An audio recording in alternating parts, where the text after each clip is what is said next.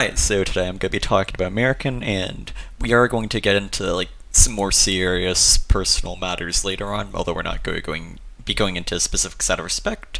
But it's just a really weird time to be playing the game. American's one of the older Pyro players, and a decent few of the older Pyros have been perm-banned for one reason or another, and it's just kind of going to be interesting to look into how that affects the people in question. The remaining older Pyro players, the old guard that still plays, so to speak, and then just be looking at the sort of ramifications of people feeling entitled to having access to that information.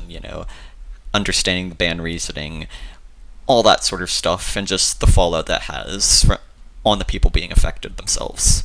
I feel like it's important to focus on the individual here. Anyways, take it away, American. Yeah, so I'm American. I go by Danny now. Really, I mean, everyone pretty much calls me Danny. But I mean, I'm still verified on RGL's American. I was originally, when I came back, gonna have them change my name to Danny. Um, but there was multiple other Dannys already, and there was one Danny who was banned for racist and transphobic behavior. So I Hmm. was I guess I'll just be American then. So American Danny.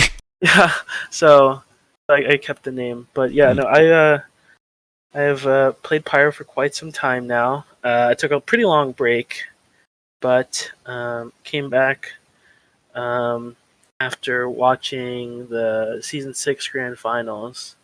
I think it was MCM and K&D, and I was watching it with a bunch of my friends, also former TF2 players. You were like, man, this looks pretty fun. So we got back into the season after. Hmm. And would you say your expectation of enjoyment has been fun for you? Would you say it was an accurate Oh depiction? yeah. Oh yeah, no, for sure. It's been so much fun. It's been I feel like I'm having more fun than I ever did before. Honestly, maybe it's come with I guess I took a 3 year break. Yeah, I stopped 2017, and I came back late 2020. So almost 4 years, because it was because it was early 2017 when I stopped, and late 2020. No, it was mid 2017. Hmm. But yeah, no, it's been so much fun. I've had so much fun playing. It's been great. So, have you considered dueling the other Dannys in a fight to the death to secure the name of Danny? Dude, it would be cool if I could be Danny, because I'm like everyone who calls me things, I'm like, just call me Danny. You don't have to call me. Also, I can't believe I went by that name for so long. Not even because I don't think it's a particularly bad name or anything, but it's such a mouthful, right? In comms you're like American, American, Yeah, American, yeah, American, American. yeah. It's so long. It's just a lot easier to say Danny. Danny Phantom, he's Yeah. going ghost. Man, I've heard so many Danny Phantom things throughout my life, as well as Damn Daniel. So So, that's what made you settle on American first and then Danny later? okay. So the American, it was because at the time I was playing Max Payne 3, Okay. and there's a point in the game where um, the main character Max Payne is in. He's so basically he goes to Brazil, and he shoots a lot of people. He shoots a lot of people. Let's just say he's a white guy and he kills a lot of brown people in Brazil. But Oh no. anyways, so ironically, someone is yelling at him. He's like, "You think you're the great American savior of the poor?" And I was like, "Man, that's kind of I like that. I like the irony in that." So that's why I used as my alias. It was actually great American savior. So I wait, think for my first season, but I changed it after just American. so does he end up coming back from Brazil? Yeah, he does. No, actually, no. You know what? I think he still ends up staying in Brazil, but he Okay. he lives happily ever So after. it's not a pure work of fiction, You don't just go to Brazil and escape. Okay. Yeah. I'm glad we cleared that up. Okay. So what got you into competitive initially way back in UGC? I guess I guess what got me into UGC was there was this not in-game, sorry, the in-community tournament for a Gmod server that I was a part of. It was we played Trouble in Terrorist Town. I have like 1,000 hours in that game also. I've played a lot of TTT. But basically, it was like a small tournament. Money was provided, but so I guess I made more money in that in-game tournament or that community tournament than I ever did in UGC. But yeah, so someone provided the prize pool, and we played. It wasn't Highlander though. It was like literally just 3v3. So it was like 3v3 on payload. It was really weird. But we played that out, and I played with my friend Ranzo, who at the time was named Castiel, and then my other friend, I think he was Russian Flood, and we played, and also in the tournament, like were other players who would make the basis of my first Highlander team, but they were on different teams. We were all in the same community, but yeah. So we played that. I thought it was cool, and I looked to see a tournament, another tournament that was going on at the same time, or like kind of later. But it was a big tournament. It was an TF2L tournament. And it was called the Highlander Open, and it was for any region. So all regions were invited to it. I remember seeing there were like 64 teams of like 9 people in this one tournament. It was huge. Like at the time, there were so many people coming into playing Highlander. So yeah, we played that, and it was lots of fun. We got a cool medal. I still look back, like I haven't looked at it in a while, but like I bet, like I look in my inventory and look at it, it's like kind of clean, honestly. The Highlander Open medal. Anyways, yeah, so we did that, and then it was super interesting. Once it finished, I think we placed like 32nd or something, so not particularly great, but it definitely sparked our interest to play more. And then we played Highlander the season after. I think it was UGC season 14. Yeah, season 14 Steel, guys, we made it. Yeah, guys, we made it. Yeah, yeah, I like that. Yeah. So you would classify yourself as a open player initially, even way before RGL Open? Yeah, exactly. I was. Yeah. Oh I was no. an open player originally. Sorry to hear that. Okay, so let's see. It looks like that team went on for a bit before dying. And what class did you start on back then? So, was it Pyro from the start? Yeah. So it was Pyro from the start, and that team actually didn't die. It wasn't changed. The name was changed to Apple. I led the team from season 14 to season 19, so it actually lived that whole time. So yeah, I initially played Pyro, and I've always played Pyro then. I mean, I guess I don't even really know why I chose Pyro. Like, I really couldn't tell you why I chose Pyro. Like, I think it was just like one of the classes, and I was like, I guess I'll just play this one. Because Rans was playing heavy, and then our third player was a soldier. And I was like, I guess I'll just play Pyro. I don't know. Yeah, in that 3v3 tournament. And then I just kept playing it. So, yeah. Didn't you also play Soldier a little bit? I played Soldier a little bit in sixes. But, I see. But I didn't play too much sixes at all. So sorry. What was that? You're going to say something? No, that was it. Okay. So what was it like playing Pyro back then? I imagine it's a bit different these days. Yeah, I mean, like, so I don't have the greatest grip on how exactly Pyro was played in season 14, season 15, season 16, because I was at such like a much lower level, and like my understanding of the game was just significantly less. So, right. I remember the air blast. I mean, the switch speed was faster. I remember that, and obviously the air blast was prop people up for you basically, rather than blowing them like particularly far away. So that was obviously the other big thing that was different about it. So my early Pyro experiences, I can't really tell you exactly how I played it. Like, I'm sure I just fed really, really hard. Like, I probably did very little protecting, and I did a lot of feeding. So, yeah, at least in the early days. Okay. Did it seem like Pyro's role in the team was like a bit different back then? Like Pyro's place in the meta, people's understanding of it? The time when I first started actually understanding the meta was probably when I was in Plat, so I can talk about that for sure. Season 19 through 21? Yeah, so season 19 through 21 is when I definitely got a much better understanding of how Pyro is meant to be played.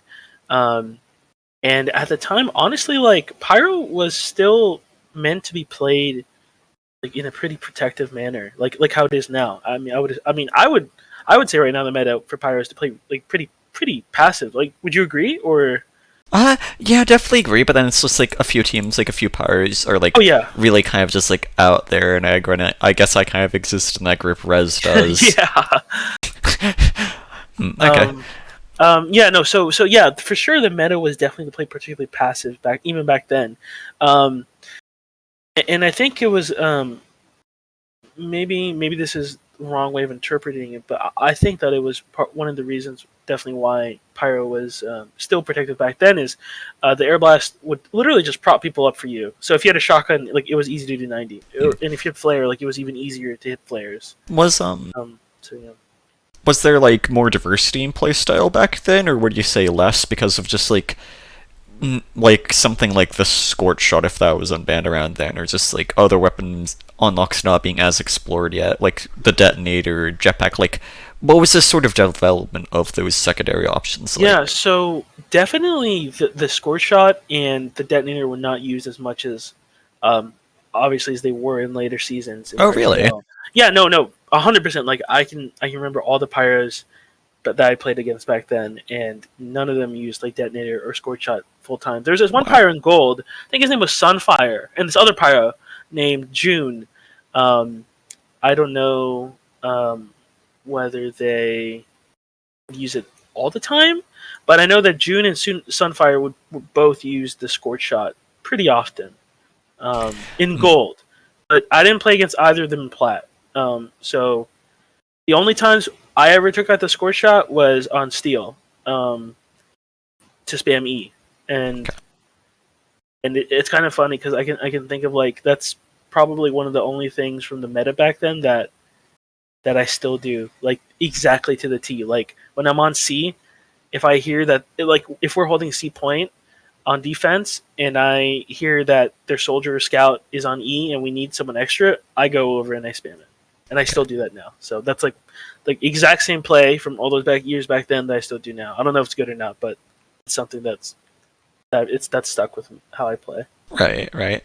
What was the community like back then? Did it feel like different, all healthier, more toxic, anything like that? I think back then it was probably worse than it, like probably like a good bit worse now. Like all the Hmm. the pretty there's some pretty awful people back then, and I mean I wasn't like a particularly great person either back then. I was a lot younger, and I didn't act very nice to many people.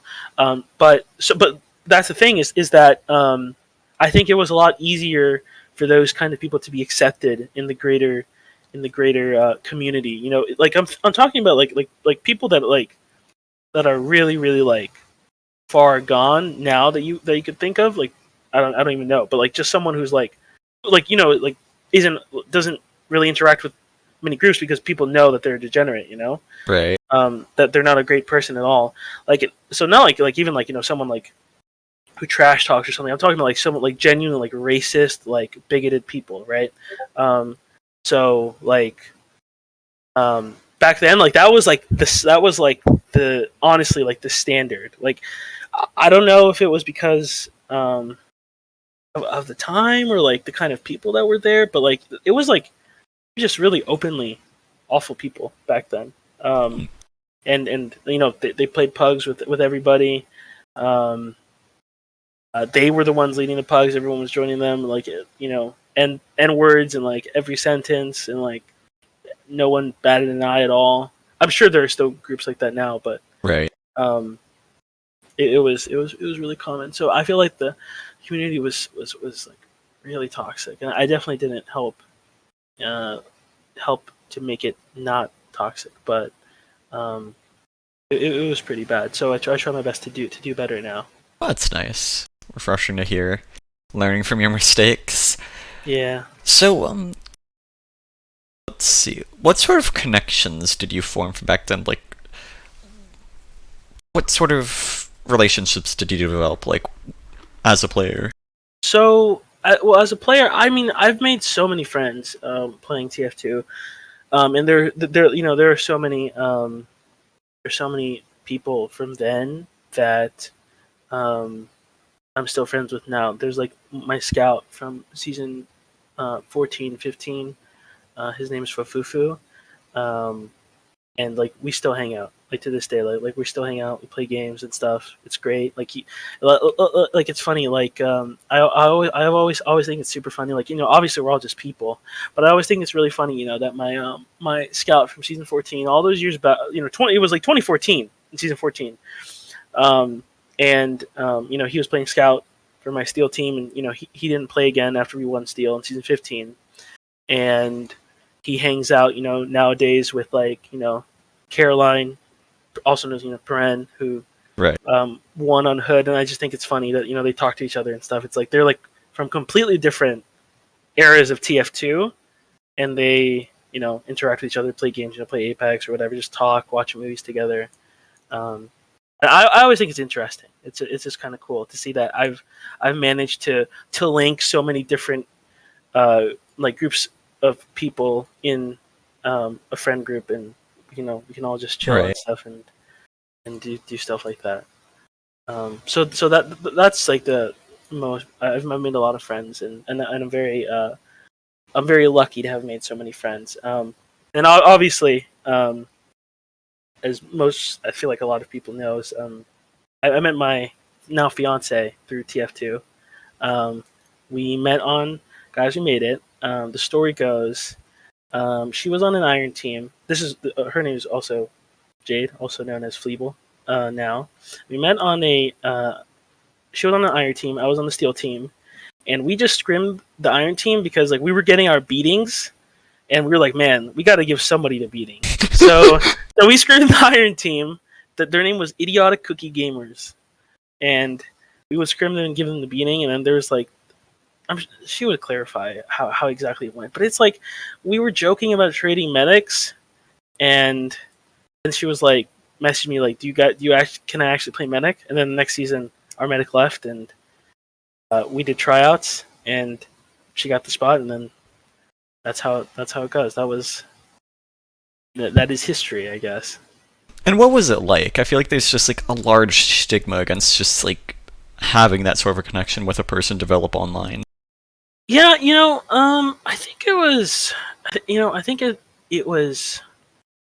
I would say it was hard at first when we first got together because of obviously the distance is a huge part. Like there's so many people now at least who have like long distance relationships, and they can be really difficult. But I really think that a really big part of making those long distance relationships work, at least for me, has been the ability to play games and with each other and spend so much time with each other like that, because I can't imagine being in a long distance relationship and not having such a shared hobby, like video games. Like I don't even know what would you do if you like, if you're dating someone long distance and like one of you doesn't like play games. Like I guess maybe Right. just hang out and like watch like movies and stuff. Like and I'm not knocking it or anything. I just don't know how exactly I would do it because like I really love playing video games, like all types of Gaming. video games.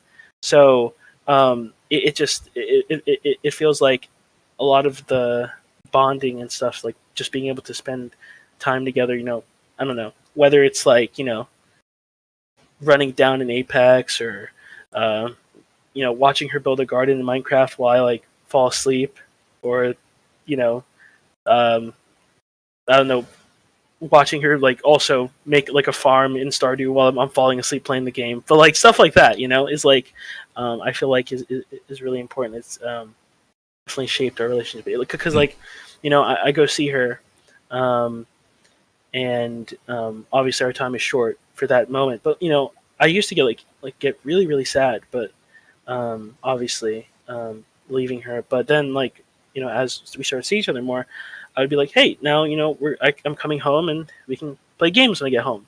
So that's like been like it doesn't make me feel so bad to leave. And why do you think there's like such a stigma against just that sort of thing online? I think there's probably a stigma around that because I guess like um I guess it's because you're not meeting a person, I guess, not organically, because we met. I would say we met organically. Like we didn't go on like on a dating website or anything Right. like that. But it's not like seeing a person face to face. So like I didn't know how she looked like for quite some time, obviously. But I definitely had feelings for her for quite before I even knew what she looked like. But I feel like, you know, there's merit to both ways, because like before I even knew what she looked like, I had like such strong feelings for her, and because like, you know, I just it wasn't about how she looked, or it was about like her as a person, you know, like just Right. completely. Because I like I said, I didn't even know what she looked like for quite some time.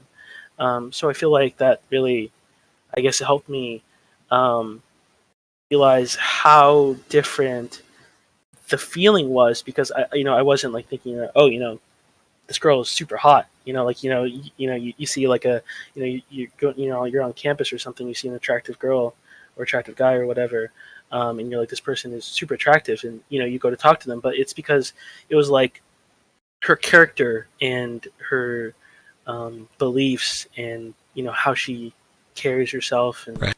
stuff, that made me have feelings for her. Just like the So experiences you have together, kind of.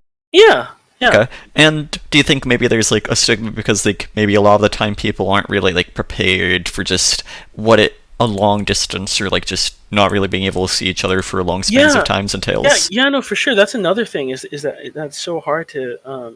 It really is so hard to not be able to see your partner for so long, um, and obviously it's made easier with like video calls and stuff. But it's not the same as being able to just be next to them and be in their presence and stuff. So Right. that's definitely like another part of it. The stigma is because it genuinely is, it can be really difficult. Like not everyone is cut out for it, because a lot of people need like constant physical attention, and Right.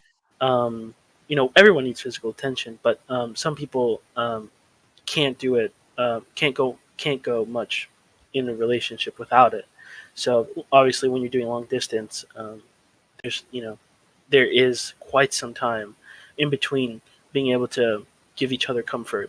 um, Even if for her, for me and her, it's like a 1 hour flight, but for others, like it's even longer. Like Right. I know somebody who lives in the States and is dating someone in Australia, and that's like a huge time difference too, right? Like to me that feels like it would be very difficult to Mhm. manage, but if people can make it work, they can make it work. So, what's your advice to help people make it work?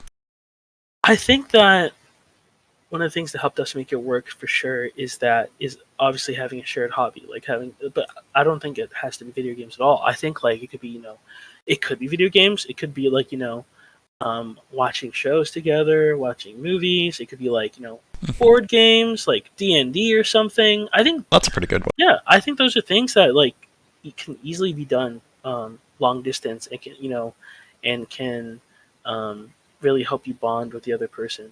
Hmm. Um, so I think that's my number one piece of advice: is if you're doing long distance, you have to make sure that you and the other person have really really some hobby that you guys can do together often.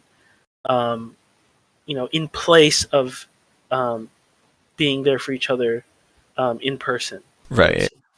And then maybe just like also like being mentally prepared for like it and what it might entail. So, Yeah, exactly. No, you have like that's like a complete requirement. It's not even like a right. suggestion. Okay. Like when you go into a long distance relation, you have to be prepared for the separation. Otherwise, it just it won't work. Like Well, it, so there you have it from dating coach Danny. yeah, I guess so.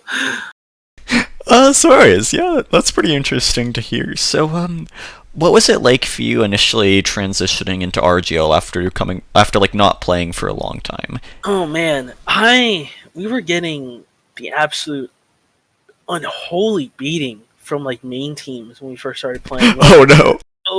Like I remember like just getting absolutely laid out by this person I never heard of. Obviously now I've heard of him. Technomo. He's a invite scout now, so I definitely knew when I played against him. He was like, this guy's pretty good. So now he's playing invites. So there you go. But at the time I was like, man, I have no idea who Technomo is, but he is shitting on us. Um, and it was bad. Like Country Toad was like dropping like he was dropping like 3 and 17s in like Oh no. 200 Oh frames. Yeah, no.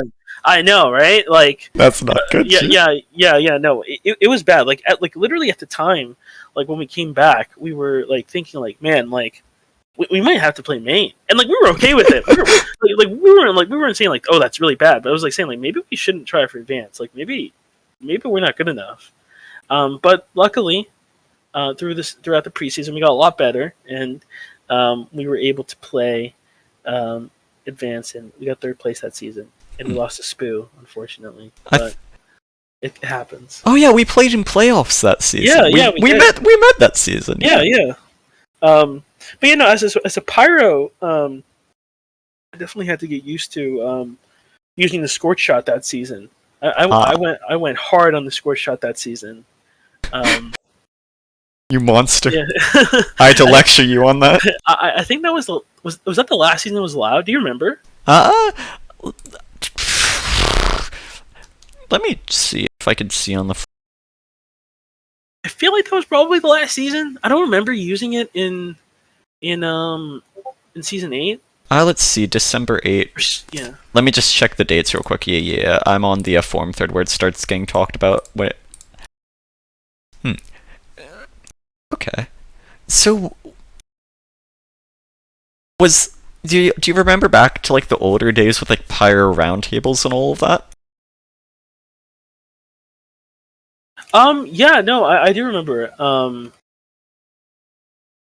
I think forget exactly who was in each, but I was never invited to any of them. And I've mentioned it to Melon, but I'm going to mention it again.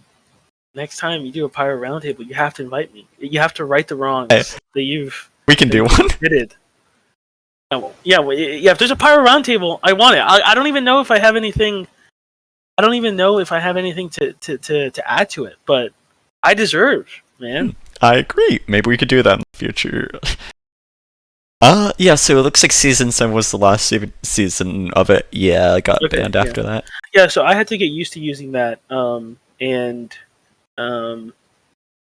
it was tough at first, but then, like, I started getting into the nice rhythm of fire and forget, shoot the score shot, turn around, shoot the score shot, turn around. So it was nice, and it also like helped me like understand like a different playstyle of pyro than I was used to. Right. Because it wasn't even like just straight up protector pyro. It was also about doing, getting rid of crit heals constantly, and also being able to influence flank fights by ensuring that one flank is weaker than the other through constant spam. Which is something that I learned and I still try to make use of today with the detonator. Yeah. Okay. So do you feel like there's like a bit of a different culture, like more like just like more of like a self sense of identity for like being a part of like a class back in the older days, like back when the round tables were a thing? Oh yeah. No, it definitely doesn't. It definitely feels like there was I guess like more pride back then. I mean, to be honest with you, I don't know if I ever felt any particular pride for being a pyro main or anything. I just like playing the game. But no, I mean, I definitely like you would see it. Like there were there's the pyro roundtable. There was a spy roundtable for sure. I remember. I forget if there was anything else, but there was also like what is it? There were class wars back then. I don't know if RGL's ever had class wars. No. But Team Pyro. Yeah, no. There was literally it was like I'm gonna find you the log too, so you can take a look at it. But there was also like Team Pyro logs, or not Team Pyro logs, but there was like class wars where they would get obviously they would try to get plat players first, but sometimes there'd be a few gold players, but they would try to get the highest level of Pyros, spies, scouts available into a team, and they would face off against each other, see which class was best at the game. Obviously, Pyro didn't win. No way. What class do you think won in the class wars? I want to say like maybe Team Demo or Scout. It was. I'm pretty sure it was Team Scout. Yeah, that one. So yeah. No. Here is the log. Okay. This was the only Team Pyro log. Unfortunately, we were eliminated in the first round by Team Spy. Skill issue detected. literally, the Pyros lost to the Spies, man. The hard counter gets countered. Look, you see, you got Melon in there. You got Johnny from Cali. Spring Rolls, Arts. Spring Rolls, Zukima. Arts. So, why do you think we don't really see those sorts of things these days? I don't know, honestly. Yeah, no. It's honestly, it's kind of. I definitely don't know if I had to really think about it. Maybe it's just people stopped really like. I don't know. Maybe people stopped thinking about things, um, in terms of like. I mean, like I don't know if it's exactly a bad thing that there isn't as much pride in the classes anymore, because I feel like now there's a lot of different like types of things, like there's the bowl spreadsheet where they do like the rankings and stuff, and there's not just bowl spreadsheet, but there's like other like advanced spreadsheets as well, or like um, like these strategies and stuff that are discussed between teams and stuff. Um, they don't they don't exactly like cater to one class. So like I definitely haven't talked to other pyros about strategies, um, like they did it back then. But We like we used to, me and you. yeah, definitely. But back then, like I for sure remember like pyros talking to each other and stuff about different strategies and stuff. I'm not sure if other classes did it, but pyros definitely did it, and I don't feel like nowadays people do it. Hmm. Obviously, there's still demo reviews and stuff, Right. but other than that, typically like you don't see too much, and I'm not exactly sure why. I don't know if I would necessarily say it's a bad thing either, because what I was trying to get at is that now I hear a lot of discussion about strategies in general, like for team wise, like different teams, like they tinker with, and then they do them in scrims, and then discussion like um, comes from um, comes after that. For example, like we saw AD do a super cool strat, um, was on Swiftwater, and what they did is they sent Jacob, their soldier. For this is they're Demento, blue, yeah. yeah. They're on offense, and to break the second hold, they would give him man treads, the beggar's bazooka, and the solo uber, and he would get through every single time through upper, and he would get the force every single time because the pyro can't air blast him, Right. and the pyro can't reflect all the beggar's bazooka rockets. The pyro literally can't, because there's 3 rockets. Hmm. So that strat was super cool, and we used it, and it worked. And it never like didn't work. Like it only didn't work like when we messed it up, like messed up some other part of it. So like we got the force, and then our people on the ground died or something like Right. that. But that strat was super cool to see them do. I'm not even sure if they thought it was like, because we saw them do it and we're like, oh, that's cool. I don't know if they like did it and they're like, wow, this is troll. Let's not do it again. But we kept using it and we thought it was cool. So um, that's something cool. So, That you know. do you ever miss those days, though? Um, I don't know. Maybe. I feel like it kind of comes back sometimes with like doing a demo review with a fellow invite pyro, or Maybe.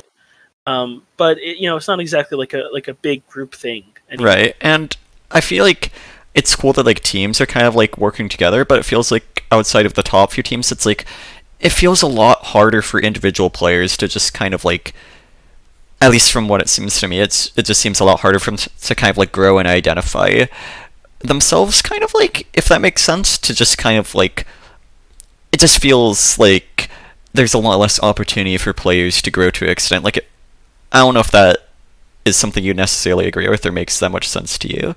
But I feel like maybe that was sort of lost going from like, I guess, a more individualized player based approach to just Hmm. like trying to make everything work within a specific team, which means like some players may not ever really find their stride, right?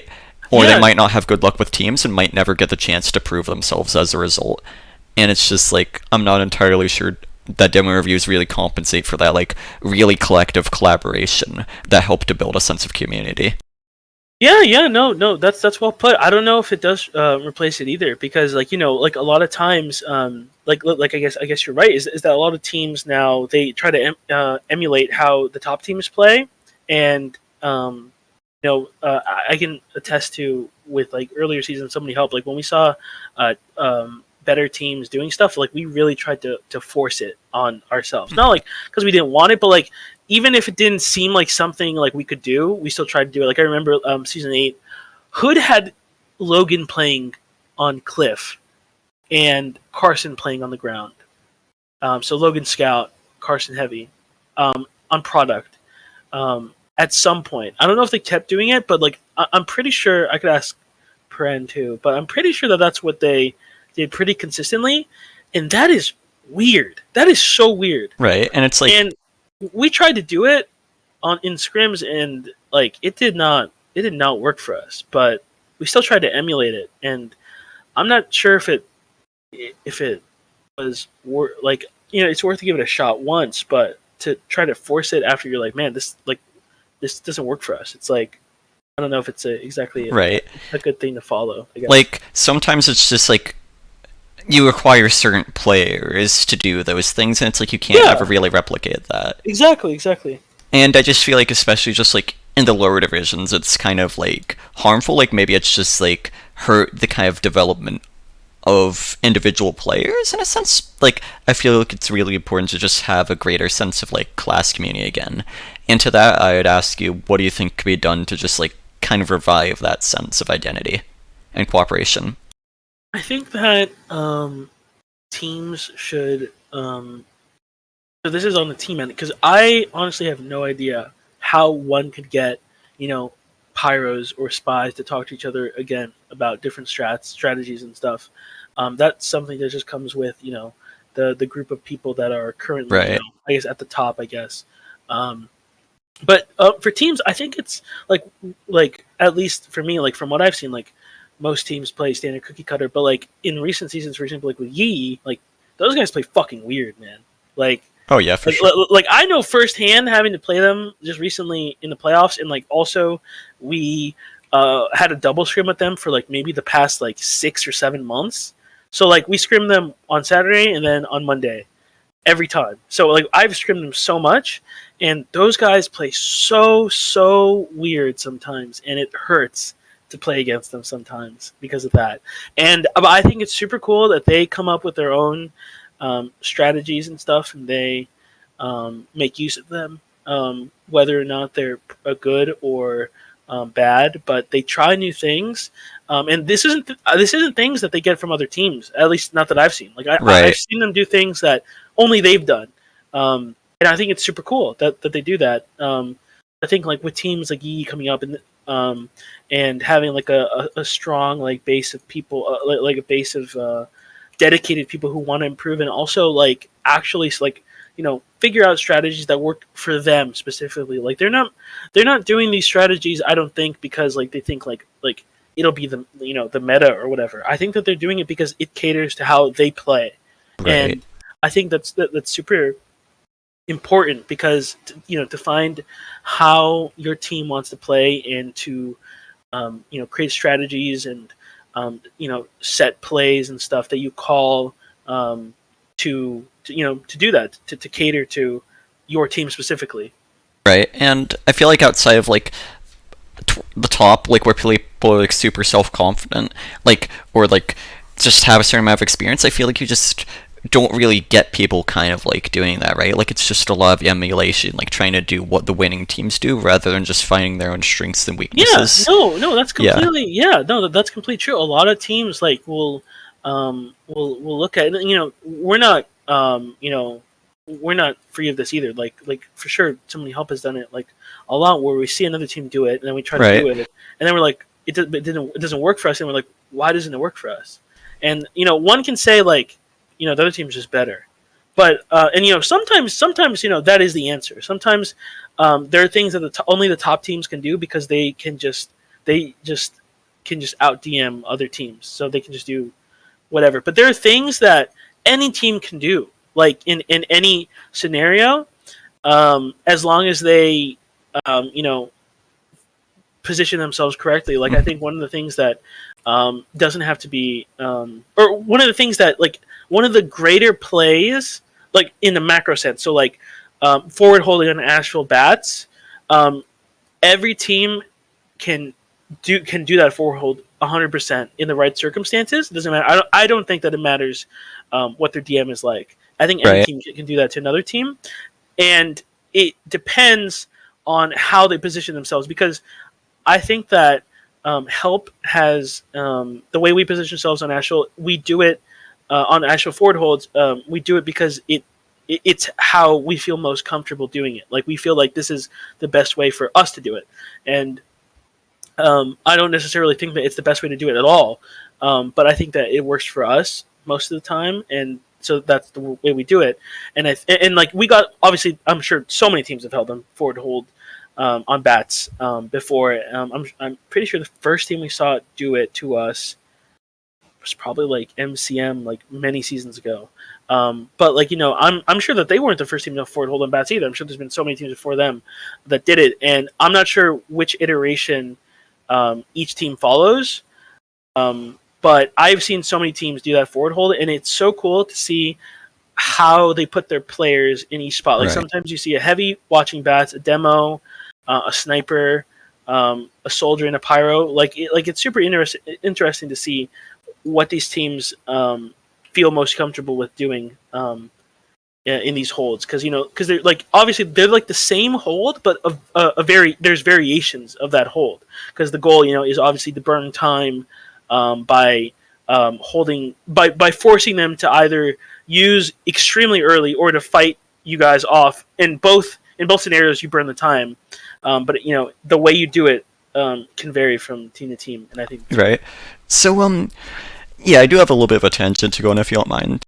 Yeah, for sure. Okay, so this is kind of like what I'm thinking, right? So you get team demo review, like you get team demo reviews, you get your own demo reviews, right? But then I feel like that just like sort of teaches you and rewards emulation, like sort of subconsciously, even if you're like getting a demo review and trying to find your own style.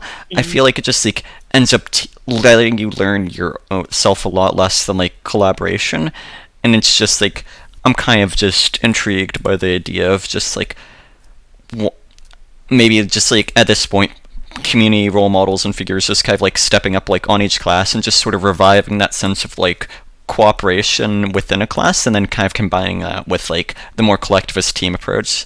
So it's Yeah. like maybe just like people trying to get to the bottom of things work together on it and trying to like find out what's best for their teams collectively rather than just all centralizing towards like I don't know. It's like a little bit of a ramble, but I was just wondering like, why don't we really see that anymore?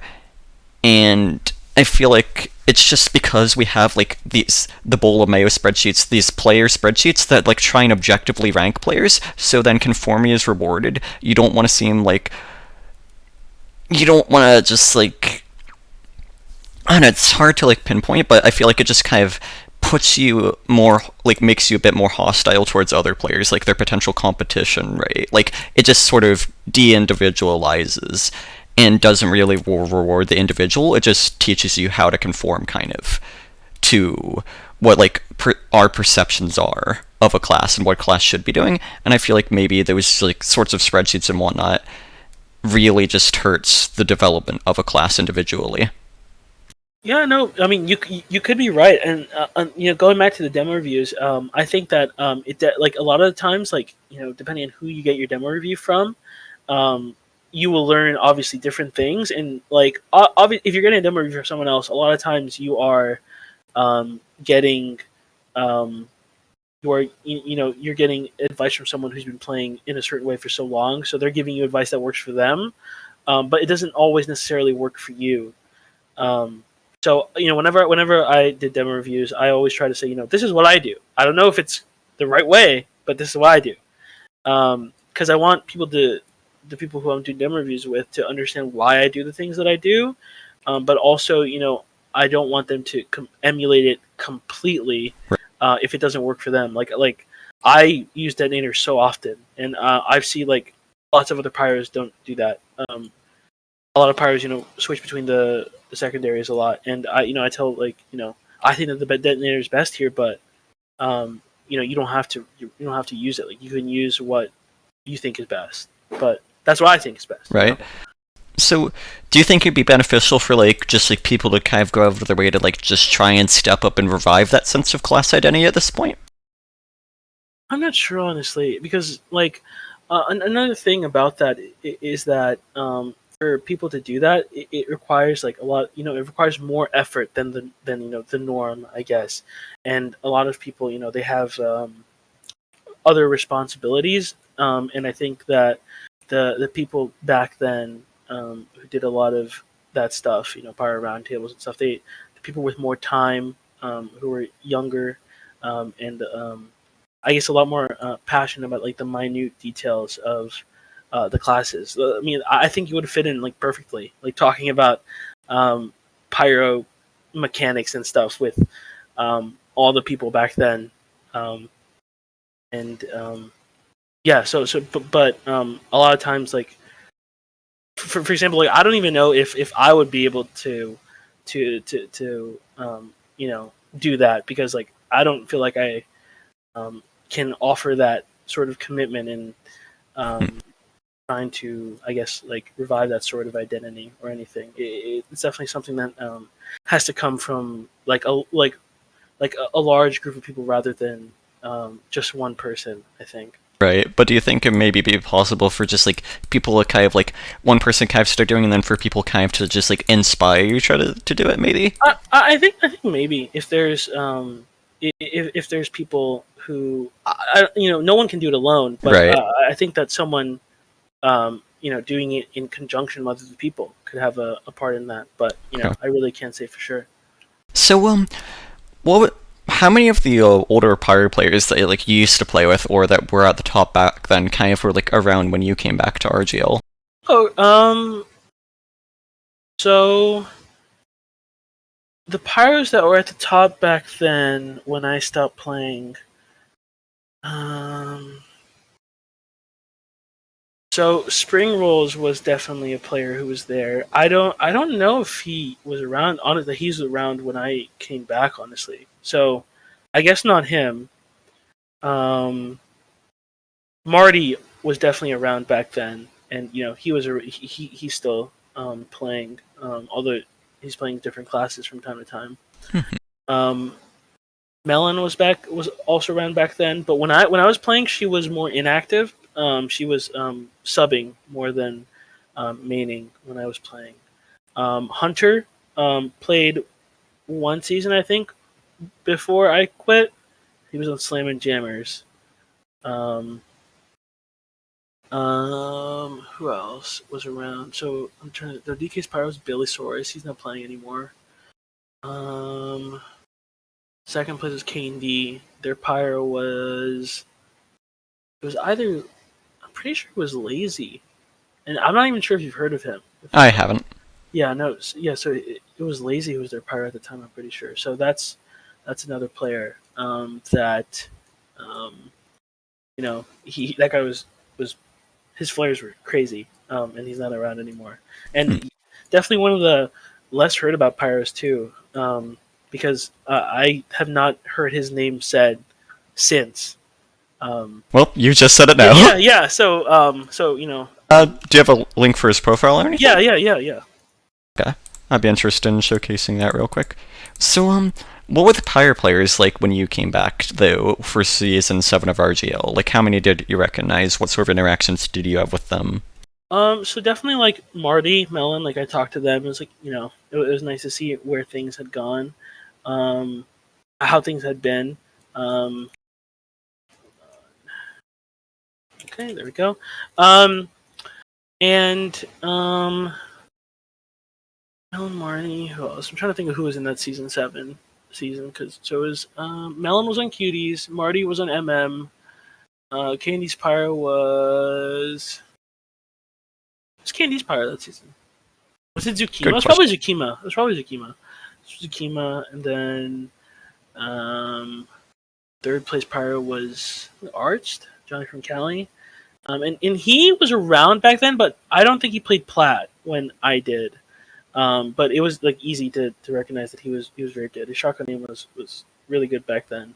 It Hmm. still is, but it was definitely like the Pyros who I noticed who had like really like exceptional shotgun aim were Marty, Spring Rolls, and Arched back then. And those guys would like definitely, because I would use shotgun a lot back Right. then. I also use flares, but I remember like taking 1v1s with them with shotgun. Also, another thing that you probably hardly ever see now is literal pyro 1v1s.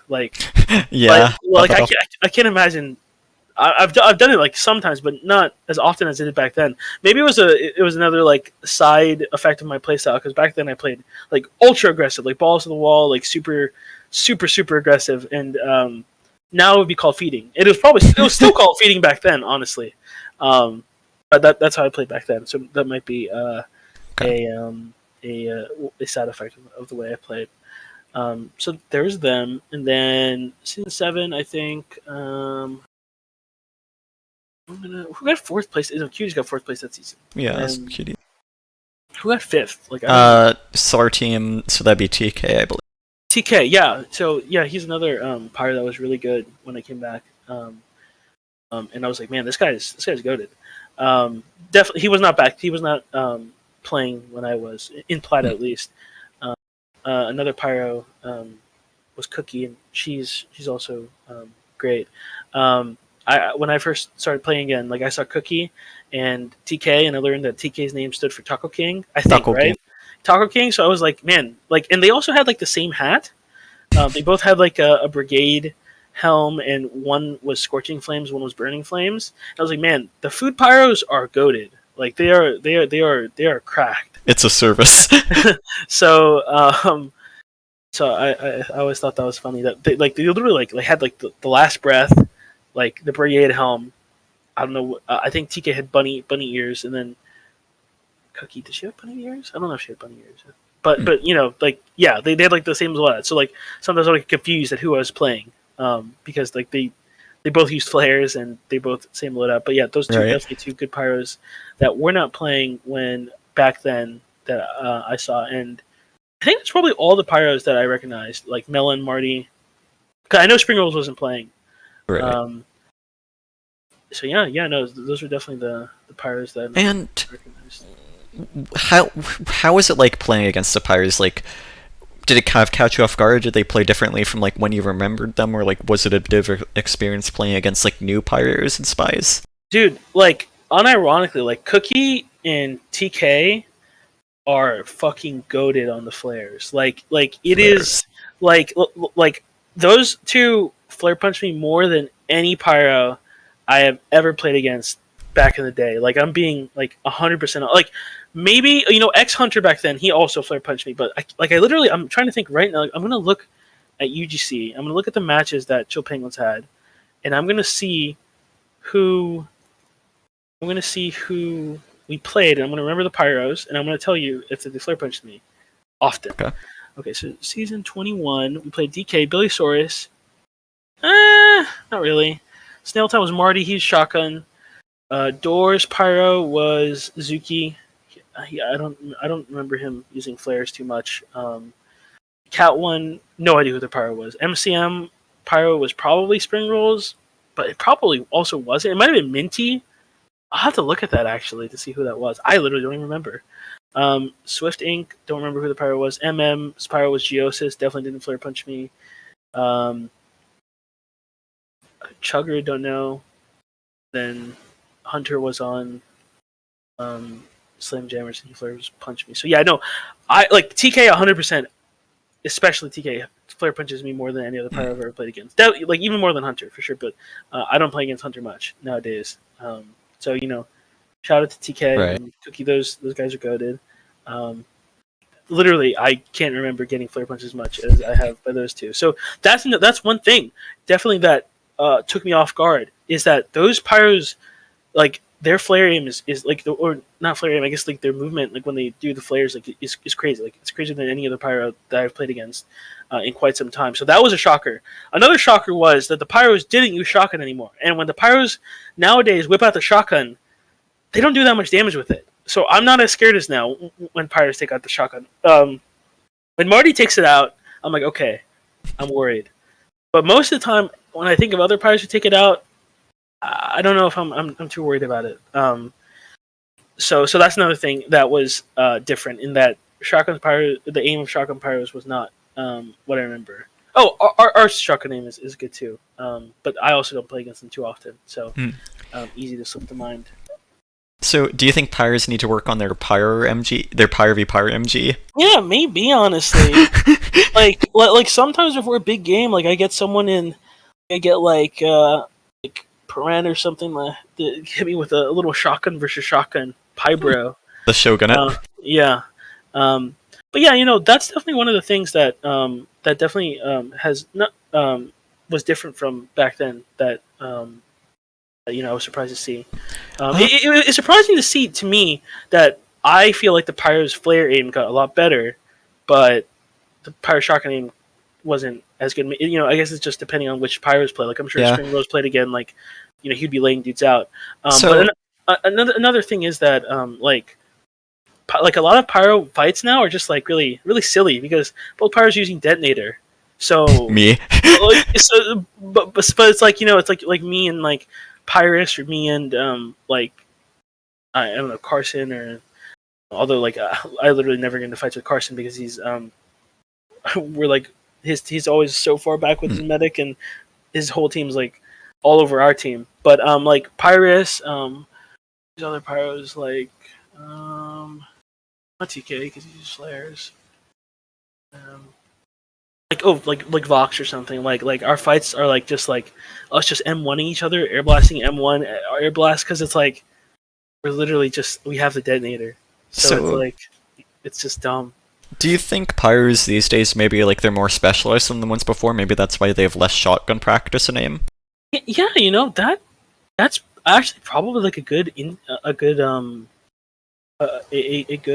evaluation of that. That makes sense to me. Why Pyro's flaring because like like I said, Cookie and TK like their flarium is really good hunters too.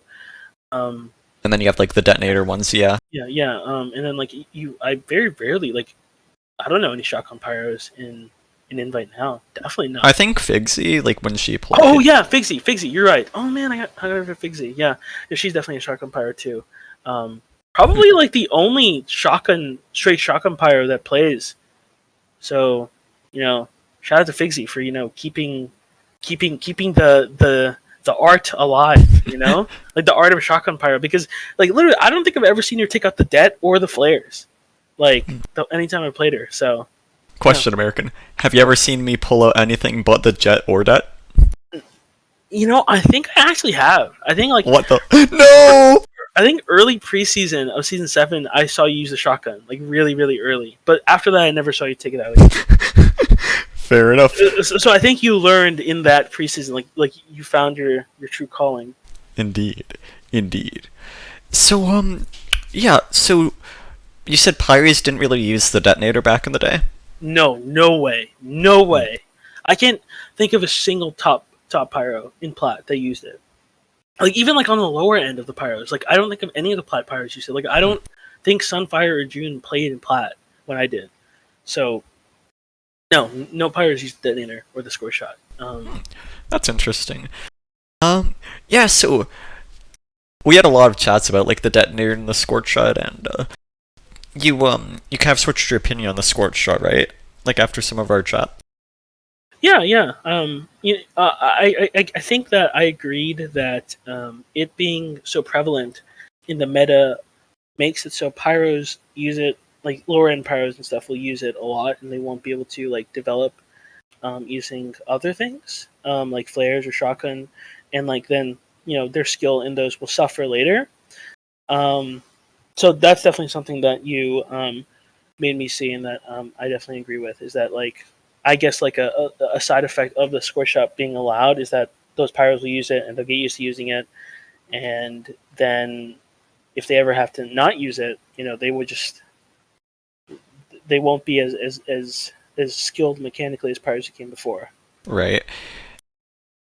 Hmm. So, do you have like a favorite teammate or season from all these from UGC and RGL? Oh, that's so hard to say. To say like a favorite teammate or maybe favorite season. Um, favorite season is hard to say. I've had some really good ones. Um, my second season on Chill Penguins with that's the only season I got to play with Lily or Spamfest, and I love playing with her. Um, I played with June that season, and those two would just scream at each other, and it was, back then I was like, Jesus Christ, but like looking back now, it's like it's kind of funny, and Right. I think they look back on it fondly too.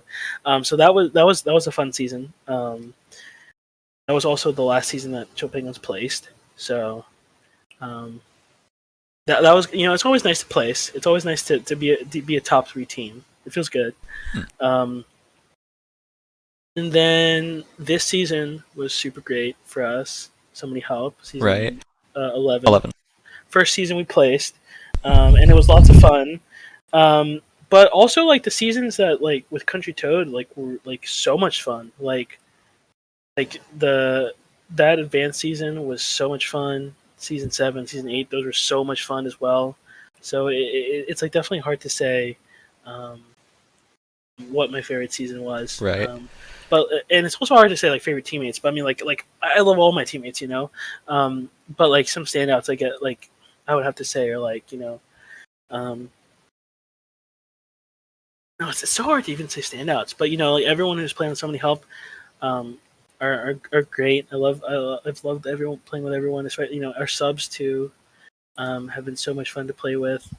And I'm glad that we have such a nice. I'm glad RGL also changed the rule to allow us to have more subs because we have so many people that want to sub, and we can't fit them all in. We couldn't at first, but now we get a lot of them in, so that's Right. nice. And we actually get to make use of them as well. So that's another thing that's nice. How about like favorite rivals or competition? Um, Like rival Pyros and then just competition team wise. definitely always had rivalries with teams that were like made up of MCM people back in the day, especially. Um, no, like not so much. But like it was always like friendly rivalries, anyways. Like back then, like we were always like super close friends with people. Like there's this team that's like kind of like a mixture of MCM and my former team Apple. It's called Snail Time. The roster was Keith on Scout, Soldier was Rolling, Pyro was Marty, Demo was RJ, Heavy was Carson, Engineer was Aaron, Medic was Rogue, Sniper was Smiles, and Spy was Scruff McGruff. And those guys were super close friends. And like we just had a friendly rivalry, and we would shit on each other in the chat all the time. But it was just jokes. And it's that stuff is definitely I have fond memories of just messing around with Right. people in chat. And nowadays I feel like I do it more too because like when I first started, like I was super inclined to or when I first came back, I was super inclined to not type in chat because I didn't want to be mean to people because I was like, I'm not like that anymore. So I don't want to be mean. I don't want any. Reformed. Yeah, exactly. But then in the later seasons, I've started typing again um, because I feel like as I've scrimmed people more, we've like gotten friendly with each other. So it feels like I'm talking to like Dot Wet, and and I say something to him, and he's just like, I just want to get out of here, man. And it just makes me laugh. Like one of the things that like literally always makes me smile is like we were playing Yi in the pregame one season, and they were having a hard time pushing upward last, and Dot Wet ran at Fleeble, and it was just 1v1, and he missed like a bunch of shots and died to Fleeble. And I was like, Dot, what was that, man? Or I was like, Trucker, what was that, man? He's like, I'm just done, man. I just want to get out of here. And it just makes me laugh thinking of Sounds that. like it. So that kind of stuff, just talking and stuff like, and whenever someone says something like, I don't take it seriously. Hmm. No one's like back then. Like people were saying slurs to each other and stuff. Right. So like it's not like that. It's just like someone saying like I don't know, like noob down or something. Like it's just funny. Like I hope no one takes that seriously. So sorry, as you're saying. No, that was all. Okay. So is there anything you really miss from like the UGC days, or something maybe you think UGC did better than RGL? Hmm. Hmm. I think that one thing that maybe UGC did better. I totally understand why they don't do it now. Um, I feel like the player base of RGL has shifted, or at least an invite has shifted to people who have responsibilities. Because I don't remember it being like that in Plat. I guess it was because I was a lot younger. So maybe it's like, hey, I didn't have responsibilities, so no one else did. And I'm sure people did. But now I feel like back then, playoffs were a lot shorter because lower bracket games were on Thursdays and Saturdays. So the playoffs were so much shorter, and you didn't have to wait each week, each Monday to play another one. So I think that's definitely one of the things that RGL does better, or sorry, UGC does better, is that their playoffs were shorter because their lower bracket games were on those other days to make it so they were just over sooner, and it gave more time for teams to rest. Right. Like I don't know if you've seen, have you seen how early the season starts? This No. season, it starts on May 30th. So I guess if if your team didn't make it to playoffs, it doesn't matter like how long the offseason is. If your team doesn't make it to playoffs, it won't feel very long at all. Or it'll feel like fairly long. I mean, but if your team makes it to playoffs and like makes it to like either the grand finals or the third place game, if it's a or just like anything like a deep run into the playoffs, like a multiple game run into the playoffs, you have like 4 weeks to get ready to before you have to like start getting ready for the season. But like literally, like the qualifiers are on the 22nd, I think. So like players who were in playoffs who may play in qualifier teams or something. Like for example, like let's say an advanced team that was going to maybe have to play qualifiers. They don't have much time to get ready or to do tryouts. And I think that is definitely like a negative thing about this season because I don't know how it's been other seasons since I have not played mid playoffs until this season in invite, but the off season feels so short now after having made the playoffs. Like we're like thinking like man like because we want to take a nice break, right? Like after we made our playoffs, we got our win. We wanted to take a nice break, but it's been like 3 weeks now since we got eliminated, and yeah, it's been 3 weeks, and it's like we wanted like a month long break probably, but like we have to scrim this weekend because otherwise we're not gonna have enough time to get ready. Um, that's another thing that I wish we had a longer off season because I think that the rest in between seasons is really important. I know there are teams that have been grinding out the entire. I know one team, I think it's the BBL team, worst comp format, who have been grinding from the end of the last season to now. They are still scrimming every single weekend. So definitely shout outs to them for being mentally tenacious to keep playing. I'm sure they love playing, but I think that it's really important for every team to take a break after a season because it can be Right. really like exhausting how much effort a team can put in. Like for example, like for us, it felt super exhausting because we were doing demo reviews, map reviews, and stuff. We were watching like POVs and stuff, but like we were sweating trying to because like I didn't know if May was this gonna be May's only season with us or not. Ended up not being. He's gonna play I think one more. We were like, man, May is insane, and we have to make use of this season. Like we have to go all out this season to try to get our one placement that we just want to prove it that we can place once, Right. and then we can just chill. And it was super exhausting, and we definitely need the break. But it's not even just that. Like another season, like season 9, like after we lost, no, after season 8, we went 2-5, and we kept scrimming, and we were so burnt out in season 9. Like we could like, and we love playing with each other. Like we love playing. Like we're all super great friends. And we were still super burnt out in season 9, and people like actually played worse. Like they genuinely played worse because we didn't have a break in between in season. So like now, I try to tell all the teams like you should take a break after you like your season is done. Like you shouldn't keep playing. Like it's just it's so much. Like he, when they got eliminated from playoffs, they kept playing straight through the season until I think last week. I think they stopped and they're taking a break now, or they've been taking a break. And I definitely like commend them for doing that. 'Cause I know at first they weren't going to do it, but I'm sure that they realized they needed a break after like going into playoffs and really trying their best to win, doing a lot of like demo reviewing and studying and map reviewing. Like it takes a lot out of you, and if you don't get a proper break, then you don't like really like it can have an effect on your season, on your performance next Right. season, and you definitely don't want that to happen. So I think it's important to take a break for So sure. how do you feel about the div size and amount in RGL compared to UGC? So in UGC, it was iron, silver, gold, no, iron, steel, silver, gold, and plat for probably it was season 14, 15, 16, 17, 18. Yeah, I think 18 seasons of um, yeah, 18 or sorry, it was 4 or 5 seasons that I played that had all the divs. And then they made them smaller. I think they took out iron and they took out gold and they made it just steel, silver, plat. Um, I may be wrong, but I remember it was like that.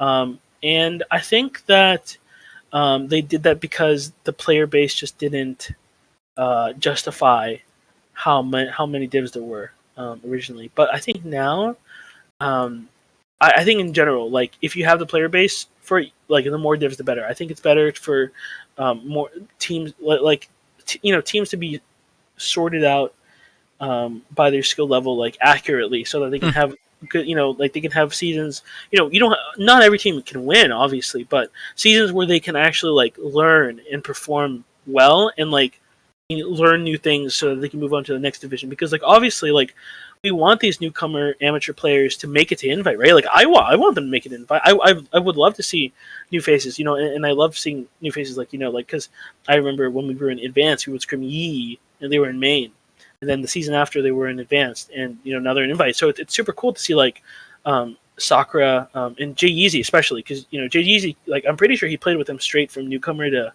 invite, and he is goaded. Like he got so much better than he was when we originally played him in main, and he just lays dudes out now. Like his aim is insane. Like he really is a great spy, and it's super cool to see players like that, like Jay Yeezy, make it from newcomer to invite or amateur to invite.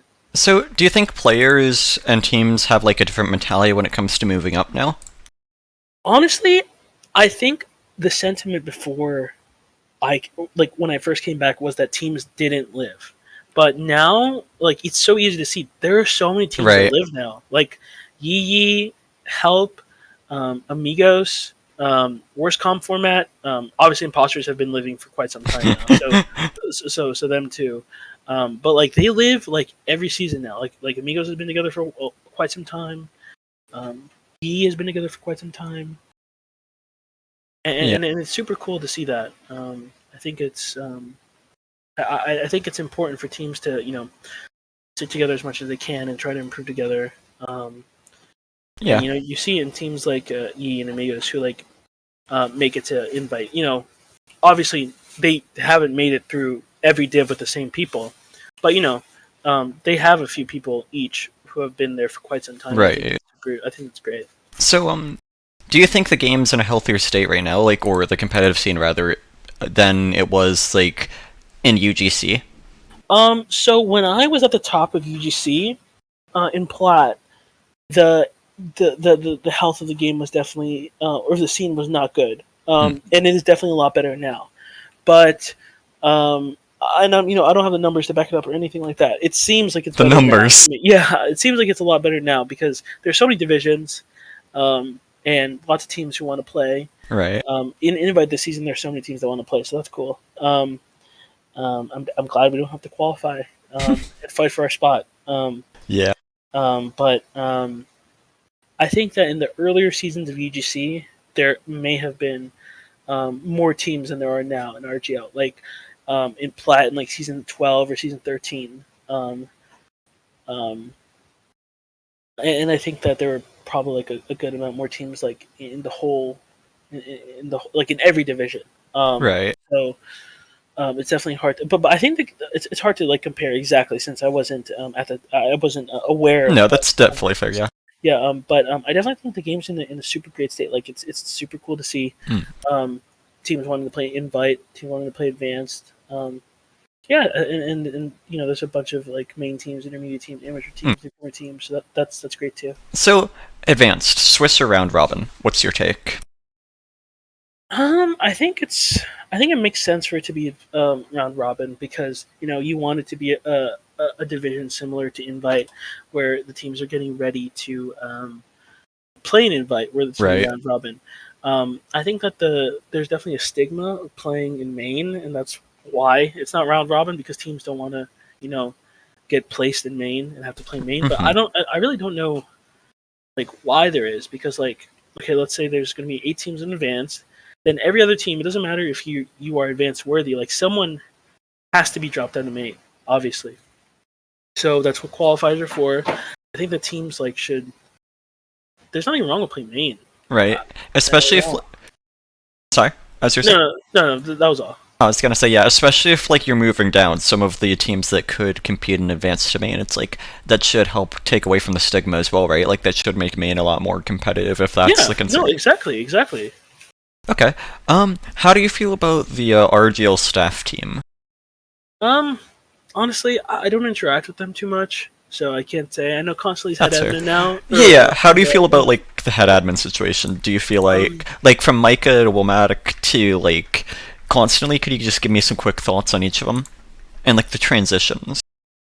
so Um, I like Micah. I honestly can't say I've paid so much attention to the RGL head admins. I really don't interact with them That's fair. in a admin sense very often. Um. So I know Micah personally, and I think he's a great person. I don't know Womatic, and I know Constantly, and he's a great person. So I'm hoping that Constantly will do a good job. Um, make the playoffs shorter, please. You heard it here Um, constantly. make the playoffs shorter. Yeah, that's all. That would be awesome Would you because ever yeah. Would you ever consider applying for staff, or is it just like you don't have the time to these days? Yeah, I definitely don't think I have the time to That's commit fair. myself to that, and you know, definitely like there are some admins that people have really strong feelings about negatively, Yep. but I think that a lot of times, like a lot of these people, um, they have to like volunteer, to be an admin. So it's like it's painful. Probably, obviously it makes it more painful if you're shit at being an admin. Right. But like, I definitely couldn't step up and be like, if I'm like someone is, I don't agree with someone, like way they do something as admin, then I'm not going to be like, oh hey, I'll volunteer, because like I just don't have the time to do it. So I definitely leave it to other people with There's more definitely a sense of maturity in that, just like letting the new guard take over. Yeah. time. Okay. So I think that run that's about like that cuts through all of the normal, like the more lightweight topics I have, Mm-hmm. and then there's just like two that I really want to get to at this point.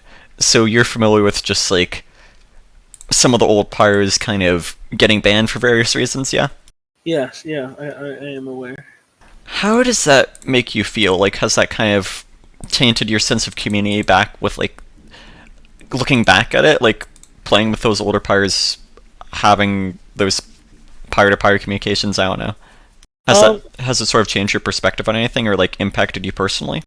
So back then, when I played, so Oblivion's one of the band Pyros, and I was not very nice to him at all back then. So we had no sense of community, or me and him. We were like, we talked a lot of shit to each other. Definitely never friends with him. Um, so to see him get banned still, it was definitely like I don't know if I could say like it was shocking in the way like, oh man, I didn't expect that, but it's like it's still like weird to see like that someone that you've interacted with is capable of doing Right. those kinds of things. Things that would get them banned from RGL for violating their code of conduct. So in that sense, it like changes how it doesn't make me feel like, oh man, like I'm glad I was such an asshole to him, because like I was just an asshole in general. So I don't excuse that at all. And but it definitely, like when he got banned, I was like, man, that's insane. And even more so for Satan. I've literally never even spoken to him. But like I think he's probably one of the most famous, if not the most famous Highlander player. Despite him not playing for so many years now. Um, I think he maybe came in for one season while I was gone. I have no idea. I don't know what his history is like, but he was absent while I was playing. Um, Hmm. so to see him, um, get banned is insane because I know like so many different people like looked up to him as like an inspiration for their class. You know, like the same way like people look at like I don't know like someone like Jay, you know, who's like absolutely insane at Soldier and Scout, and like you know watch his videos and stuff and just see like man this guy is insane. Like I wish I could be that good. You know, like it would be great Right. to be good as at Soldier as him. Or like you know, or like Soapy or someone like you know, people watched it and like man, even I watched Soapy's videos. I'm like, man, these jumps are so cool. Like I should get a jump map, you know. Um, so to see like someone like even more famous than those guys, like someone who's like name is like synonymous basically with Pyro. Like you see like pubbers like even back then, Pyro like pubbers would say like talk about Satan. Like even now people like mention Satan. Like as the best pyro who's ever played, you know, and you know, like, like I literally like see in pubs like man, like people just like mentioning Satan passing, like oh man, like this guy thinks he's next Satan or something like that, you know, Right. which is insane. That now he's banned. I don't know if um, even like the larger group of people, the community will even know that he was banned for you know um, actions that broke the RGL's code of conduct. You know, like you know reprehensible things. Um, like I don't know if the average public will know that what he's done. You know, Mhm. so it's kind of scary to think that you know that he'll just some people will never hear about it. He'll just be you know still A that role really model. yeah still that really great pyro that you want to be as good at Right. as rather than like someone who like should you know probably you know they should who's banned now who I would be shocked to hear if someone ever mentioned Satan as a exceptional pyro again in like talking about like you know invite like who you know who are the best pyros to play like I really like it's kind of the same reason like people like eat like you know don't mention Nursey you know like it's pretty much the same Mhm. way So, is that you know they just you know like marked out I guess of the TF2's right. history kind of. And do you think, like, kind of considering that context, do you think it kind of necessitates just like people kind of stepping up and taking the weight on, taking the burden on, and kind of becoming new role models for the class of the modern era? Or do you think it's not really something that's like that relevant necessarily? Do you think we can still kind of like hold those individuals in memory and good faith? I don't think that I don't know if you can honestly. I don't think that you can hold those people their memories in good Right? faith. You know I think you know people will disagree and stuff, but I definitely don't think that you can look back and say like um, oh man you know Satan was such a good pirate. Like I definitely understand if like you know Right. if someone makes a list and like Satan was one of the best pirates played like objectively like sure, but like no one's gonna be like man Satan was so good and you know he was such a great player and like you know in I guess like in a fashion I guess shows like adoration or something. I don't know if anyone will do that again, and Right. I don't know if people should. Um, but I also don't know if right now or if it ever will be possible again for Highlander to come with like a player that's so synonymous with their class as Saint was. Um, to where like to like where pubbers like even me who like played pubs like didn't play any competitive knew who Saint was. Hmm. I don't know if like if Highlander's popular enough to be able to make another role model like that, whether it be you know whoever it be for whatever class. I don't know if Right. I really don't know if it's possible right now. Do you think it's still worth just like trying though, just like for the sake of the community itself, even if not for like the wider public community? It's hard to say because you know back then like the cast like are so much better now. Like the casters do especially such a good job of showing like storylines and stuff in RGL Highlander, and they talk about like all the casters they have such great knowledge of all the players because they watch them day in and day out, and they really like for the viewers they really like set the stage, you know, and like and they make sure that players know. Um, like this, like a little history of each of these players. Like I know, like when I've watched the cast about me, I've heard Zagron say like mention like how experienced I am. Like I don't know, I'm not going to call myself experienced or whatever, but you know, Your experience. he mentions me as a very experienced pyro after I do something. I don't know exactly what I did, but it's like, you know, the average viewer probably doesn't know who I am, so and that's perfectly fine. But it's cool that he helps them understand like I'm someone who's played pyro for quite some time Hmm. now, and I can be I can be I can assure you that the casts back then were not as good as they are now, Right. and those things were not uh, they were not standard. And so the way that Satan became so popular, honestly, like it's lost to me. Like I don't even know how. Maybe it's he had like the cool loadout, and everyone was like, "Damn, that's cool." And he was, you know, go to flares. But I really don't know how he got so popular, and that's why I'm not sure if it's even possible again Yeah. to replicate it. My question to you is, American, do you think just sort of like trying to revive that sense of class identity, like making those sorts of roundtables, having those discussions and posting them to the public could kind of like regenerate interest, or at least just like help redefine the class and redirect focus away from those bad memories and titans that we can no longer look up to, just for the competitive community? Like, Honestly, yeah, no, I think that is a good way because, like, I mean, if you yeah, look at that's what I those was trying to get at there. Sorry. yeah, no, that's fine.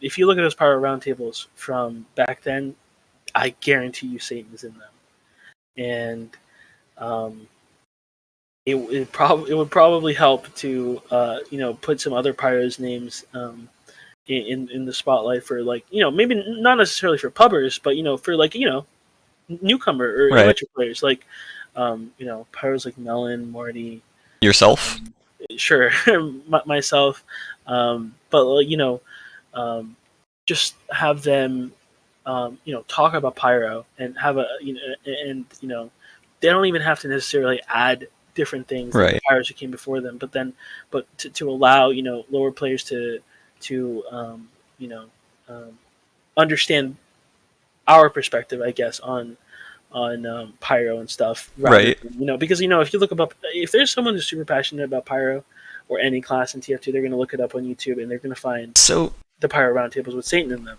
And, you know, maybe if someone makes another one, they'll watch the more recent one instead, and it'll become, you know, I right. don't know. So do you sort of like see my point about like the benefit of that sort of like sense of class identity? Like maybe it could be a way to like rejuvenate interest for people. Like, Yeah, no, it definitely makes sense when you put okay, it like that. Yeah, no, I definitely agree that that it's possible.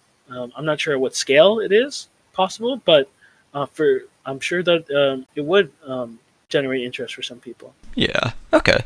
And then I guess there's just yeah.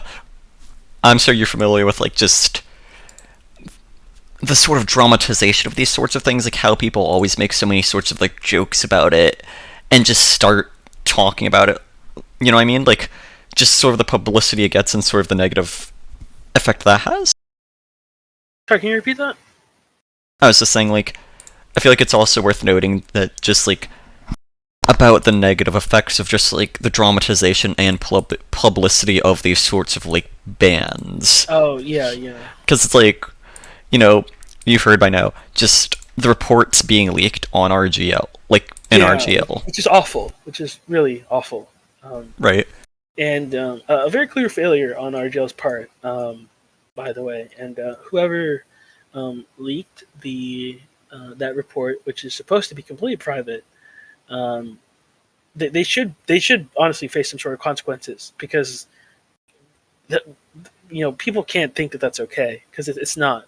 And you know, at this point now, I'm sure most people know the exact minute details of what Satan's done, which is um, not how it was supposed to be. Um, and it's unfortunate that that it was leaked and you know, private Yeah. information was Do you is think? now out in the public. Do you think maybe like going forward they would just like trying to not focus so much on the negative or like the fact of these bands like would be a healthy thing for the community, and just instead trying to figure out like where to go from there, like how to make things better, rather than just focusing on like, oh, this player is banned, and then just trying to work out the minute details of why and leading to all of this, which hurts the victims. Yeah, honestly, I think that it is just it is just a nature of us as people to be very curious That's true, yeah. about these things. So I think, honestly, no matter what people do, people want to know, how to get banned. Like, what did he do? Right. That doesn't necessarily mean that they have to know. Like, I don't definitely don't think like that these private documents should be leaked and that everyone should know.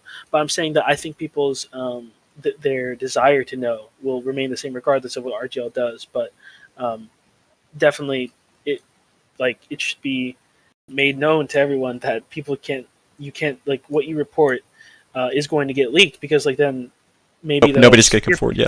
that'll steer people away from reporting people and bringing to light and what people have done and get punishments for them so that they can be taken out of our community for like reprehensible actions and so that's definitely something that has to at the time of this interview has not been um, you know solved. Like there's no I don't know who leaked the document, but they haven't been punished, and I like at least like whoever it is should probably be removed from the staff. Honestly, I don't I'd think say a ban, honestly, like a perma. I, It hurts the victim so yeah, much. no, yeah, I don't know how severe the ban should be, but I mean I would agree with some sort of ban because it really is like it is awful, like it is terrible. I don't know, I just think there's no excuse for it. Yeah. Um, so what do you think, like, we as a community can do kind of going forward, though, about this? Hmm.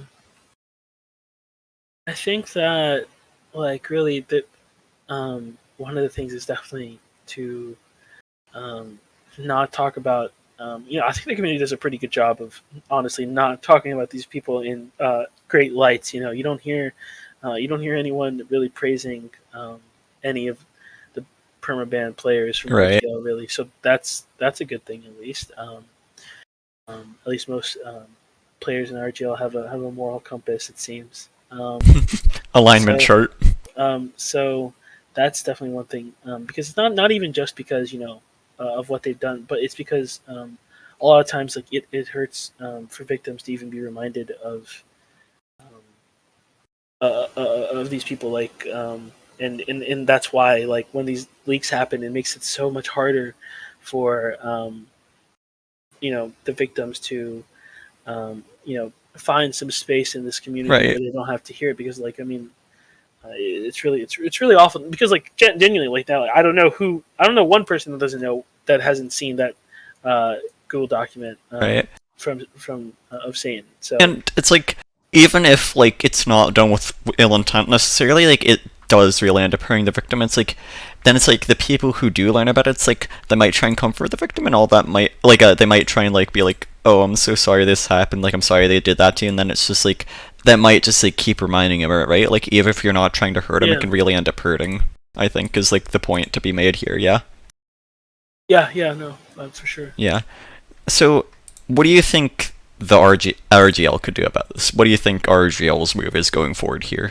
So definitely punishing the person who leaked the document. Right. After that, there really isn't much else they can do. Really, they banned the player who's who did something awful, and that's pretty much all they can do, really. And Mm. I think what they have to work on is finding a way to make people feel safe enough to be able to share things that have happened to them that involves players in this community who should face punishment for it. Because I'm not sure going forward now how people will feel sharing like such personal information if they know It's gonna get uh, leaked. exactly if like literally everyone's going to see it. Like it's just like horribly affecting to someone's Right. mental state to have like such like personal like details shared to everybody. Like it's really awful. Right. And it's like, if you want to like report it, but it's like you kind of need to give all the evidence so that they know it's something they can Exactly, actually act exactly, on, like so they know it's not just you making it up. exactly. So then it's like, what do you do?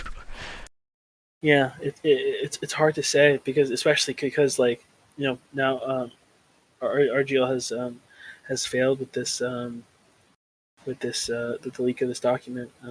So they should make it known that it's not okay to do that because uh, I mean if they don't do anything about it, then it's like sets the precedence. Like I mean, if you report something, one of our staff can leak it, Right. and we won't do anything about it. Like we just won't care. And let's not forget this didn't happen once but twice. Like it happened twice, Yeah. just pretty much.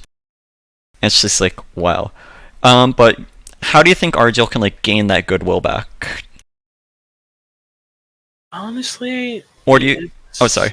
it's hard to say. Honestly, Do you think I'm not even sure if they had the goodwill in the first place. that's fair? But now it's like they especially don't have it. Yeah, yeah. Do you think it's something that like we as a community have to like take up the mantle for though in the light of this? I'm not sure. Honestly, that's it's definitely hard to say. Yeah. Because I think RGL specifically says like you should report it to them. You shouldn't say to like individual people or individual admins even. Like I'm pretty sure they want you to use that report ticket, right? That was in the Right. announcement. And I think it even says like there, yeah, make sure you use that. But like that's how it got leaked, right? So it's Right. like I don't exactly know what they can do. Yeah. I don't know. Do you think maybe like there should just be something along the lines of just like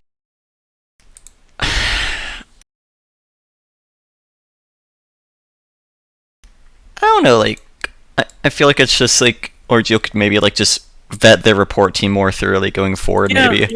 yeah. Probably make sure that these are I mean as best as RGL can see that try to make sure that they're responsible people. Probably Right. probably more older people. Not I don't know what the average age is of RGL staff, but it probably shouldn't be Right, teenagers. because it's like they might just be like, oh, my friends might want to see this, or like, something like that. Exactly. And it's like again, it's oftentimes it's not like ill intent, but then it's just like once that stuff is out there, it stays out there, like it spreads like wildfire. Do you think RGL like needs to like work more with the community going forward though in the future? Just be more transparent. Um, I'm not sure honestly. It's hard to be.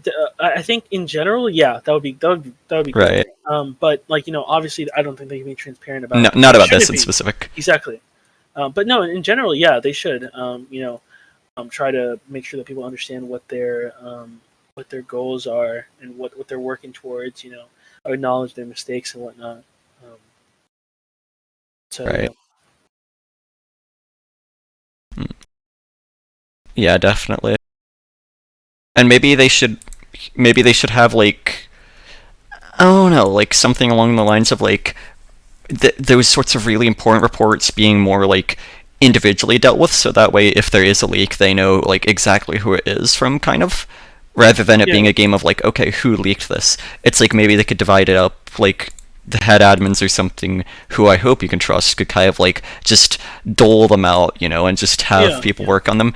And that way it's just like there's less people knowing about it as a whole. And that might make it more of an administrative burden or make it harder to make a decision.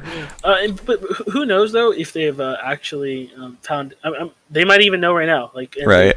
um, maybe they've punished them already, even in private. I feel like it probably shouldn't be in private if it's going to be like a league ban. Like, Right. Like they but need to set a precedent for like this isn't okay, like we've yeah, done this. yeah. Like they need to like make victims, just feel kind of more comfortable, and that's not going to happen if it happens in the shadows. Yeah, and that's what I meant by like transparency in that regard. Yeah. Okay, yeah. So what do you think the next move is for us as a community going forward? Um, I don't know. It's hard to say regarding It's what a vague happened. question, yeah. Yeah, regarding what happened. Obviously, um, you know, um, it would probably be good if no one really talks about the people who've been banned so publicly and especially with the risk of hurting victims. It's definitely, like, for example, like, we're gonna talk about people's these band players' accomplishments and stuff. That's something that um, shouldn't be talked about anymore.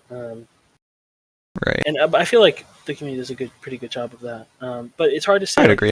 I feel like it's hard to say exactly uh, what to do next. Honestly, I don't even know really if there is much else to do, other than try to see if the try to see if the RGL admins can explain exactly how something was leaked, what they'll do to you know to set a precedent of, that it's not okay, no, it's not allowed. It's against Hmm. their standards, and that I think that's pretty much all that RGL can do, what we can do, and then just um, just try to move forward. That's pretty much all anyone can do about it. Honestly, Um, I feel like we just don't have as much of a sense of community these days, if that makes sense. Like, it just feels like it's a lot more like individual and team based. I don't know if that's just like me speaking though, like if I'm just a bit more of an outsider, but it feels like we'd really benefit from just like kind of restoring more of a sense of a community, and then we could also probably like, I feel like it would be a lot more comfortable, like for victims to be able to feel like they have people they know they can trust and support them and kind of come forward about these things, if even if the league like doesn't. It just feels like it's really easy to be kind of like isolated as a person, if you know what I mm, mean, mhm. within the community currently. It just feels like we're so divided as a community into like our own individual groups currently. And I feel like I want to, I wasn't very back there from in the old days, but it's just like that was this, like I feel like there was just more of a sense of community in that sense with the presence of things like the round tables, that interclass Yeah, cooperation. I feel that's like there true. was just more ways for people to be held accountable, I guess. Yeah, Like, at least now, like if we was replicated at this point with the differing social standards, I feel like it'd be beneficial. yeah, I don't know if that makes sense or not, but that was just like, that's just like what I'm kind of thinking of, like what we could do as a community going forward. yeah. No, no, I think you're right. Okay. Do you have anything else you want to add on the situation or anything? No, no, I think that's about it. Okay. Yeah, sorry if it was a little bit uncomfortable. I feel like it really is just something that needs to be looked at, though, from a No, more reserved and analytical perspective, yeah. yeah, no, that's perfectly fine. Okay. Let's see. Do you have any questions that you want to ask and answer yourself? Um, no, I don't think so. Okay. Do you have any people you want to shout out? Definitely, um, shout out to somebody help. I love everyone who plays on the team, and who has played on the team, and it's been um, literally each and every single person I can say something good about. So Hmm. it would take forever to Right, say right. to do that. But everyone on the team, um, and I appreciate all of you, and I'm glad that I've been able to come back and play TF2, meet new people who've gone on to play on the team, and as well as the people who you know were around when I quit, and I've been friends with for years now, because I definitely wouldn't have come back without them. So Hmm. um, yeah. Okay. Um, and do you feel like it was worth just kind of talk about and covering the whole like band situation? Yeah, no, no, I definitely think it's worthwhile to talk about. Okay. It definitely it's kind of hard to, and I know before we planned to talk and do this, it hadn't come to light at all. So I Right. feel like it would be really difficult to do this talk without addressing it, um, It, since it just happened. right. So It happened. It's like we can't really ignore that. yeah. It's like it happened. We see the side effects. We're all involved in it as a community. Yeah, to an extent, it affects us. Um. Okay. Do you have anybody you would like to see interviewed that you think would be important to interview, like community figures, influences, anything along those lines? I think it would be really interesting to interview people who have like definitely people who have been around even longer than me. I think it would be definitely a good idea to interview Uh, someone like Mellon. Ellen, yeah, Um, that's definitely one um, I'd like to get around yeah, to. or Watterson. I would love to hear what Watterson has to say about Okay. because despite him he definitely got into play at the same time that I did, but he's been playing for even longer than that. So he has been around for so long, playing different classes and stuff. So it would be super cool to hear what he has to say about the community. And definitely another person is Lily Spamfest. You know, she if there's another Highlander player that's super famous for their class, it's definitely Spamfest. So she would definitely be another great person to interview. Okay. So do you feel optimistic about the state of the community going forward? Like with all that just happened, like do you still have faith in RGL to make good change? Do you think the community can persist whether or not it happens? Like what are your sort of thoughts on just the future currently? I don't know if I have a particular faith in RGL, but I don't know if I've ever had like faith in them. Not because I think they do a bad job or anything, but I don't particularly pay attention to all of the decisions that they do make. Right. I feel like I'm kind of like separated from it most of the time. But I do say that the them giving um, you know players somewhere to play, like to actually play, like for especially in the Highlander, no one's playing for the money in Highlander. But like in Sixers, like the prize pool, definitely I feel like it can inspire some people to play or give people reason to play. Hmm. And it's just like it's good that they like give us this this platform to find people to play on teams with and play against. And I mean, without them, like we would be still be playing UGC and stuff, Right. which was as I understand it, going down the gutter, and which is why they switched. So I think that um, you know game wise, I think that the that things are looking good for RGL. Things are looking up for like our community as a whole. Because, especially seeing like that I feel like the player base is healthy to me when I look at Yeah. the teams and stuff. So it's nice to see that for sure.